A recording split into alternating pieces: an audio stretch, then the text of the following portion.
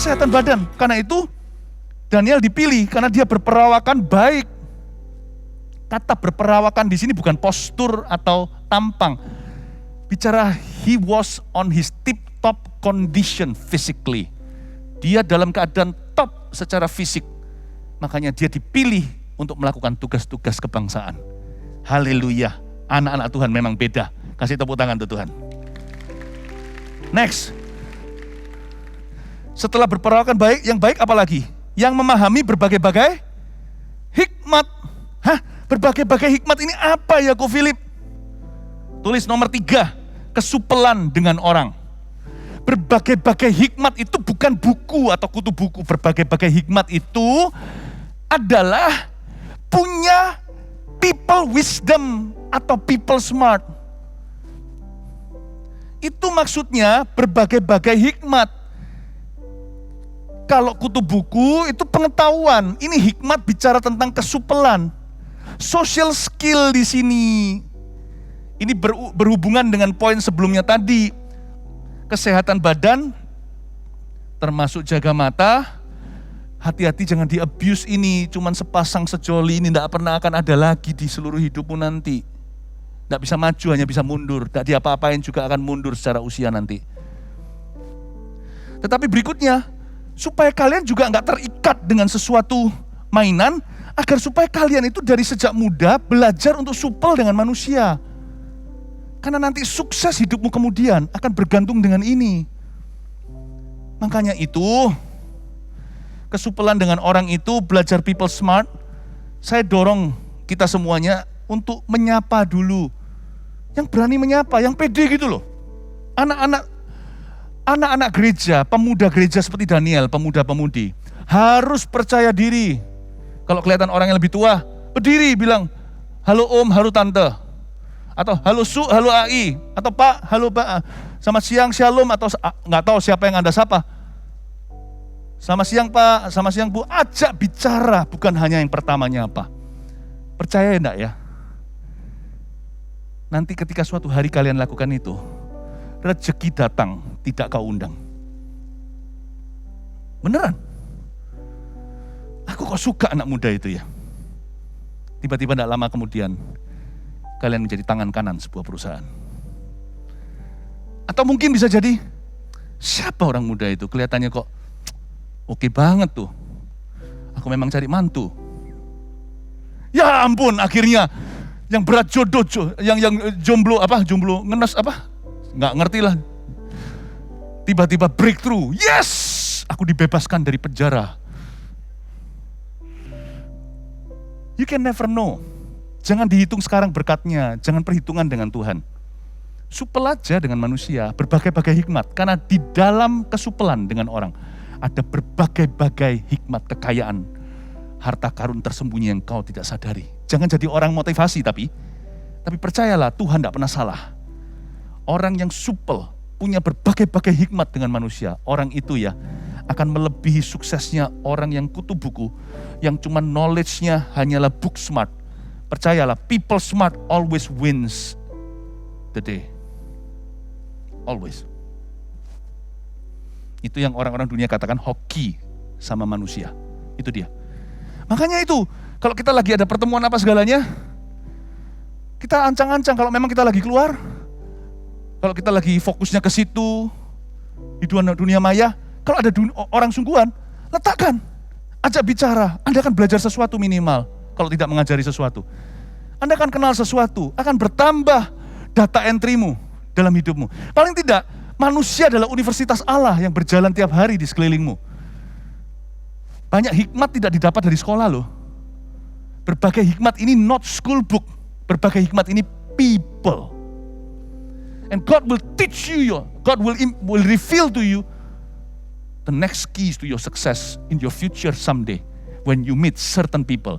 But how can you talk to that certain people? Bagaimana kita bisa bicara dengan orang itu kalau mata kita tidak tertuju ke mereka, kita nggak sadar mereka ada di sekeliling kita. Berbagai-bagai hikmat ini kesupelan dengan manusia. Yang keempat, berpengetahuan banyak. Ini juga salah satu ciri-ciri orang muda berdarah biru, Ternyata pengetahuannya banyak, berpengetahuan banyak ini ekstrakurikuler maksudnya. Nomor 4 tulis kemampuan tambahan. Kemampuan tambahan. Cari kemampuan-kemampuan yang sungguh-sungguh bisa jadi ekstrakurikulermu. Entah itu musik, entah itu sesuatu. Tapi pastikan segala sesuatu memang halal kata Alkitab, tapi nggak semuanya berguna. Demikianlah tertuang di surat Paulus di Korintus. Jadi kita harus pilih-pilih, jangan berkata, oke kon, ini kan oke sih oke. Tapi sebagai anak-anak muda, fun is important. Jangankan anak muda, semua usia fun is very important. Without fun, kalau kita tidak bisa having fun, clean fun loh ya, fun yang bersih loh ya. Kalau kita tidak bisa, kita kan jadi orang yang stres, depresi, dan akhirnya juga bocor semua kasih karunia dalam hidup kita. Karena ada ayatnya, bergembiralah karena Tuhan. Maka Tuhan memberikan apa yang diinginkan hatimu. Hati yang gembira adalah obat. Tetapi semangat yang patah, keringkan tulang. Ada fun yang tidak merusak badan. Ada fun yang tidak merusak teman. Ada fun yang tidak merusak hubungan. Ada fun yang tidak menjauhkan kita dari Tuhan. Clean fun itu ada. Jadi pilih-pilihlah. Bukan bicara, yang penting pokoknya kan tidak melanggar firman Tuhan. Mana ada ayatnya. Yang penting kan ini bukan kriminalitas atau kejahatan. Ya saya ngerti, tapi yang pintar-pintar sendiri sekalipun kita perlu having fun, choose your fun. And yet, akan ada hal-hal lain yang sangat berguna dan menguntungkan, tapi tetap fun. Itu lebih bagus lagi, itu namanya double fun. Not only fun, it's useful, nggak cuman nikmat, nggak cuman kita bisa having fun, tapi juga sangat berguna buat kita. Nah yang gitu-gitu juga jangan sampai luput. Jangan sampai luput daripada cengkramanmu. Ambil perkara-perkara itu dalam hidupmu, itu yang disebut pengetahuan tambahan. Kemampuan tambahan itu bisa dari hobi. Pengetahuannya harus banyak, jangan hanya berbagai hikmat, supel dengan manusia, tapi juga banyak pengetahuan. Ini bisa, ini bisa. Kalau ngomong dalam ilmu ekonomi suatu hari, kalau sampai kalian dipecat kerja, kalian pintar gambar, kalian masih bisa hidup dari senimu. Jadi orang itu jangan cuma satu talenta, rugi. Satu talenta itu cenderung malah justru nggak dikelola. Orang yang cuma talentanya pas-pasan, malah disembunyikan karena dia takut kehilangan. Tapi kalau orang punya talenta dua, yang satu yang utama, dia punya talenta yang lain, dia malah kembangkan dua-duanya, malah jadi 5 talentanya. Saya tidak mau berada di posisi resources hidup saya, atau sumber daya kehidupanku itu pas-pasan minim, 1 lalu mati. No. Jubah yang kupakai, urapan ini bukan hanya ministry, urapan yang kukenakan di badanku. Pertama urapan pujian, kukenakan jubah pujian, tapi urapan yang kukenakan adalah jubah warna-warni Yusuf. I can do all things through Christ. Aku dapat melakukan segala perkara di dalam Kristus yang memberiku kekuatan. Dia memberiku talenta. Talentaku bukan hanya 1. Aku adalah Daniel zaman ini. Bukan hanya supel dengan manusia atau berbagai-bagai hikmat ku ketahui, tapi pengetahuanku banyak. I've got knowledge, more knowledge. Anak-anak muda harus punya visi seperti ini. Ya. Tapi salah satunya apakah bisa kok Philip saya jadi gamer? Ya bisa, tapi berapa banyak dari jutaan orang yang berhasil jadi champion itu? Nggak apa-apa sih. Tapi kalau visimu adalah kan semua orang juga bisa sukses dengan cara orang-orang dunia semuanya sekarang yang nggak tahu ngumpul-ngumpul hari aktif, harusnya mereka ngumpul-ngumpul main sesuatu yang ujungnya nggak tentu. Gambling sih, menurut saya mendingan pengetahuan yang lebih dapat saya pegang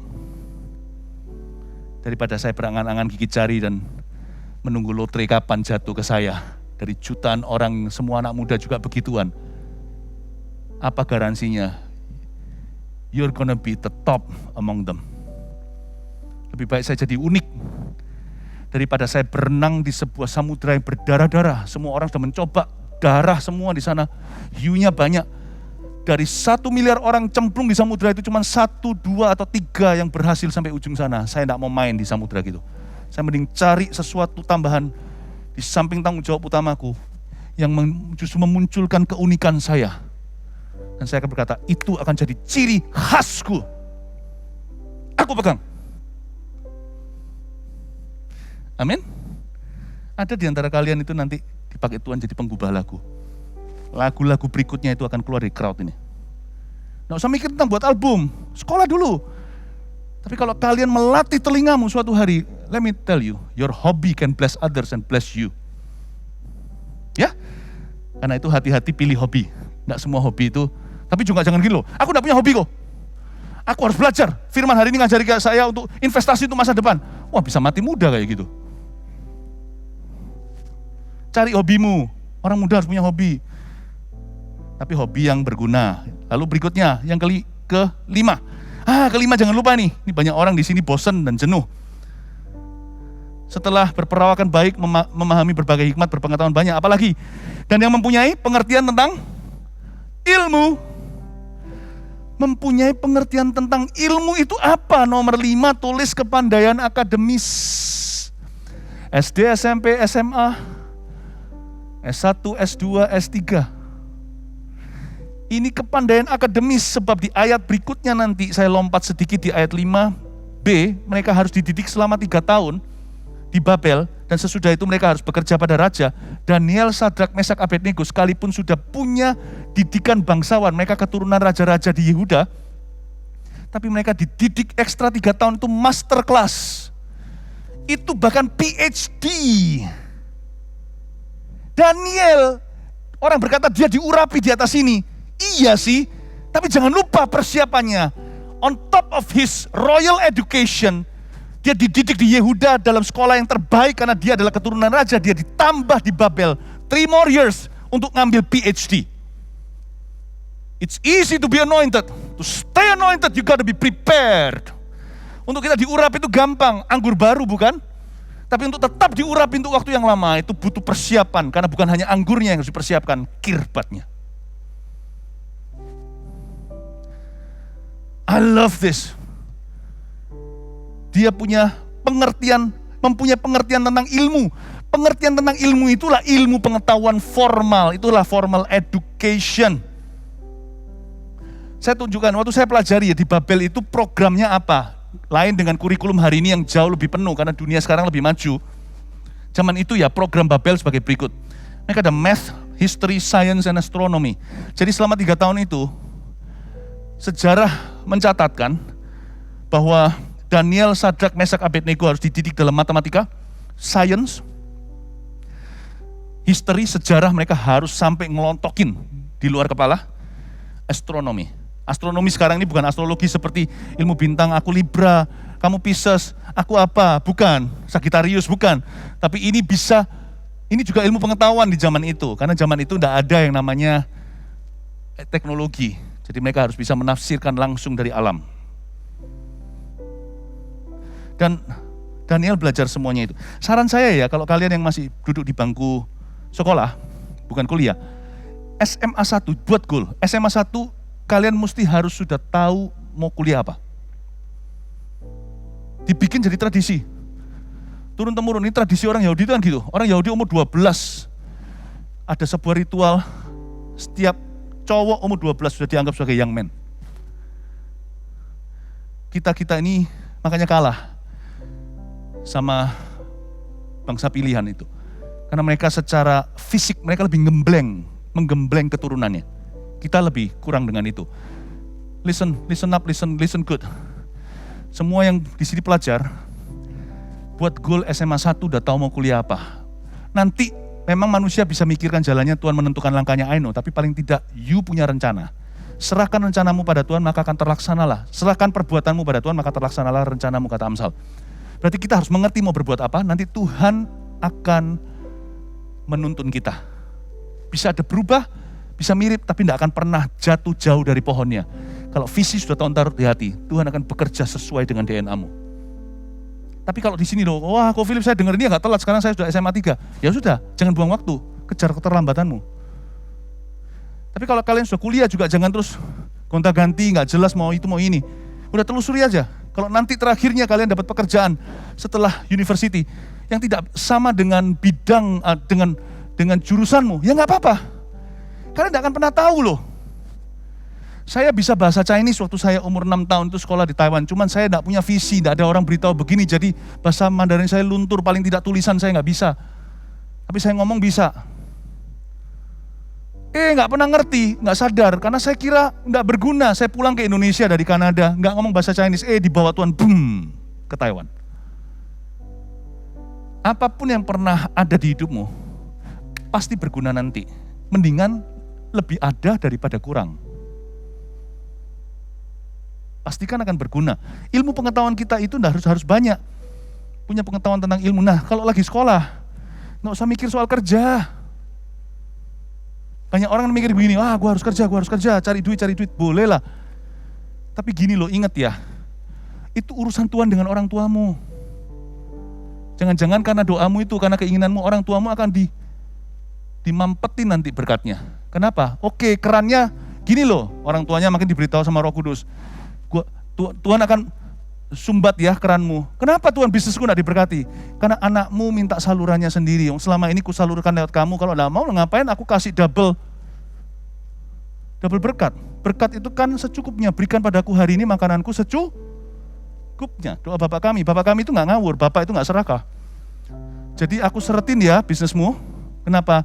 Biar anakmu drop out sekolah, suruh dia kerja. Gue bagi sekarang, tak kasih dia 20%. Karena dia tidak sepintar kamu atau sepengalaman kamu. Jadi dia minta sekarang aku tutup bisnismu sehingga sisa 80% saja. Karena anakmu minta begitu. Urusan Tuhan dengan orang tuamu. Kalau kuliah, kalau sekolah. Kenapa?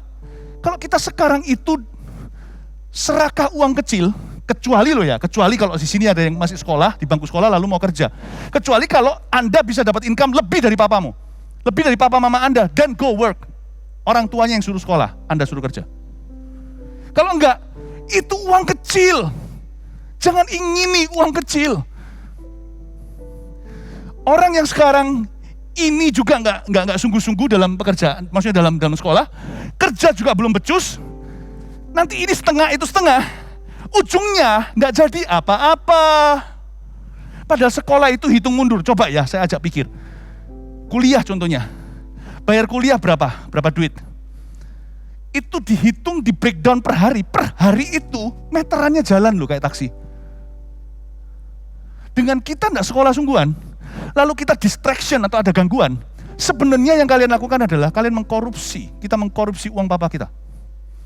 Karena papa kita itu kerja supaya kita sekolah, kita enggak sekolah beneran. Kita enggak les sungguhan. Padahal mau dikasih ilmu tambahan itu juga untuk keuntunganmu sendiri. Itu kalau dihitung mundur, itu meterannya jalan bro. Your school is not free.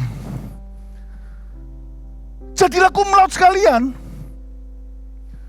Kalau saya bisa punya 50.000 di tangan nanti bisa menghasilkan 5 juta atau 5 miliar, ya saya mau jadikan 5 miliar. Saya tak jadi cum laude sekalian. Dengan modal yang sama papaku kasih untuk aku dan modal yang sama papa orang itu kasih ke temanku. Aku akan lebih dari temanku, berlombalah di studi. Paham ya? Kalau enggak itu nanti gini, ini enggak jelas, ini enggak becus, lalu enggak jadi. Lihat ya, kalian bisa kepingin uang kecil, 10 tahun kemudian disimpan di bank. Anak muda itu masih goyang. Enggak mungkin lah bisa punya investasi, gimana pikirannya itu belum sampai ke situ. Belum punya anak, jadi nggak punya pikiran ke sana. Jadi kalian simpan kan 10 tahun ya, lihat nanti ya. Karena kekurang pengalaman kita dan ketidakmatangan moral kita, karakter kita juga belum jadi, pengetahuan tidak banyak, super manusia juga tidak. 10 tahun kemudian, harta yang kau simpan pelan-pelan, kalau disimpan, karena pasti nggak punya niat untuk investasi, pikirannya hanya untuk mencari duit. Nanti lihat ya, 10 tahun kemudian, bisa dalam waktu 1 malam, uangmu semua habis. Karena kebodohan yang kau lakukan. Karena kurang pengalaman. Nggak mateng nih, ini nggak mateng, itu juga nggak becus, ini juga nggak bisa, ini nggak jadi. Nanti ya, pasti membuat sebuah keputusan bisnis yang bodoh sekali, lalu habis itu hilang sekejap, total lenyap uangnya. Mending gua nimba ilmu, tempa karakter, duit nggak apa-apa dari orang tua, kan itu memang tugas mereka. Amanat agung mereka dengan A huruf kecil itu bukan beritakan Injil, besarkan anakmu. Nanti suatu hari ketika saya jadi, boom, itu kayak kalau main game, saya nggak tahu. Kalau dulu saya main tinju zaman dulu ya, yang nggak tahu itu game. Itu kalau dia capek kita harus tunggu dulu, duk dipukul. Lalu ada satu titik jusnya itu tunggu penuh, saya tekan tuh nggak boleh langsung lepas. Boom, uppercut. lalu geblak. Nah, tunggulah waktu uppercutmu buat jus dan anak panahmu penuh. Lulus wisuda, boom, langsung miliatan.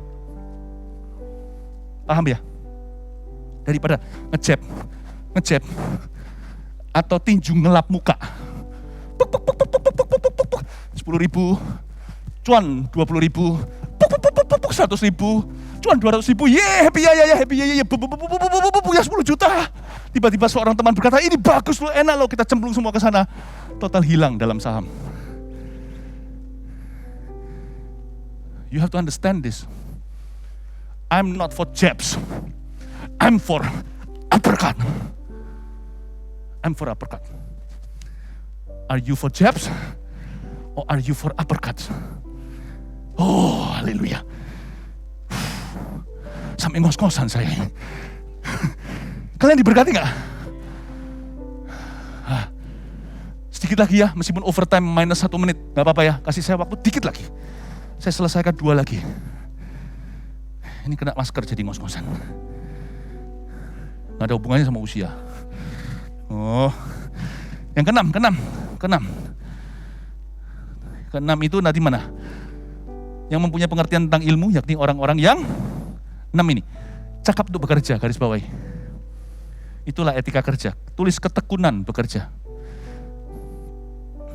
Kerja itu gampang.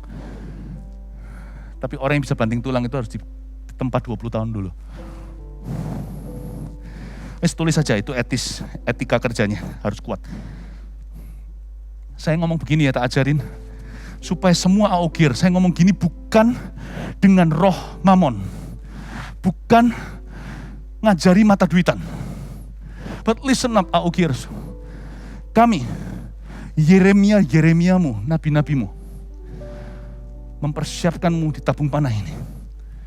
Supaya jadi Daniel berikutnya. Kami mementorimu, membacemmu di dalam gereja. Dengan tujuan supaya suatu hari kalian semua berhasil dan keturunanmu tidak minta-minta roti. Setiap AO Gears harus punya uang. Ko Philip ngomong gitu apa nggak terlalu terus terang? Saya ngomong gini dengan roh yang benar. Kita mempergunakan mamon yang tidak jujur. Kita menaklukkan itu di bawah kaki kita dulu dengan berprinsip daripada nanti sekarang kita bersenang-senang dulu, nanti kalap untuk cari uang kemudian halalkan segala cara. Harus orang-orang AOG, anak-anak AOG jadi orang berhasil. Harus punya uang supaya tidak pergi minta-minta dan mempermalukan Tuhan. Tidak ngemis-ngemis. Lalu malsu akun orang minta pulsa. No, kalian akan jadi bendahara. Apapun profesimu, kalian sudah mengelola dengan benar.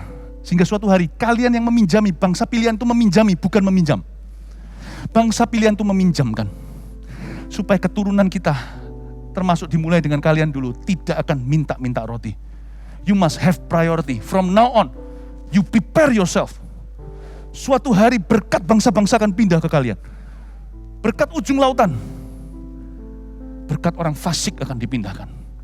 Tapi bagaimana Tuhan bisa memindahkan orang fasik? Kalau yang mau dipindahkan ke sana, kurang lebih fasik. Unda-undi dengan orang fasik. Fasik itu bukan kafir, bukan orang yang tidak mengenal Tuhan. Fasik itu tidak punya prinsip kebenaran. Tak kasih prinsip kebenaran. You, AOGers, kalian semua harus suatu hari menjadi orang-orang yang punya uang. Mengelola supaya di tangan kalian ada kuasa. Mamon tidak jujur di tangan orang jujur akan menjadi senjata kebenaran. Kasih tepuk tangan untuk Tuhan. Terakhir, dengan ini saya selesai. Oh haleluya, capek-capek gini kalau saya ngomong terakhir minimal kalian harus pura-pura ngomong oh jangan atau gimana. Ah gitu loh, kayak cemek gitu loh ya. Oke, terakhir. Iya, oke. Yang 7 ya. Ketujuh, terakhir, orang yang cakap untuk bekerja dalam istana raja supaya mereka, you ready, diajarkan tulisan dan bahasa orang Kasdim. Diajarkan tulisan dan bahasa. Garis bawahi, diajarkan tulisan dan bahasa. Setiap AOGers, ini doa kami, nabi-nabi Yeremiamu untuk Daniel-Danielnya. Nomor 7, kemampuan berbahasa. Kita doa supaya setiap AOGer multilingual. Di kerajaan Babel ada beberapa bahasa. Daniel, Sadrak, Mesak, Abednego dilatih pasti di literatur di sastra Babel kuno, bahasa Babilonia kuno. Tapi mereka juga harus belajar bahasa Aramaik. Pasal 2 ayat 4 ada tertulis begitu. Ya, dalam bahasa Aram mereka berbicara kepada raja. Jadi Daniel ini bisa multi languages. Karena itu saya sarankan, anak muda lebih gampang nangkep. Semakin tua semakin susah. Semakin kecil semakin natural, semakin alami. Belajar sungguh-sungguh. Tapi Pastor Philip, saya nggak bisa bahasa lain kecuali bahasa Indonesia. Mulai dari itu, kalau berbahasa Indonesia, berbahasa Indonesia yang baik dan benar. Oke? Jadi biasakan berbahasa Indo dengan benar. Kalau yang di Surabaya contohnya, berbahasa Indonesia dengan benar, itu pun tidak bisa luput dengan orang-orang yang ngoko di kanan kiri kita. Mereka mungkin rasa aneh, nggak perlu kita juga pakai logat-logat Jakarta. Kalau orang Surabaya nggak perlu. Orang Jakarta merasa orang Surabaya medok, ya karena orang Surabaya memang di Surabaya. Kalau orang Jakarta tersebut, mereka lahir di Surabaya, mereka juga akan medok.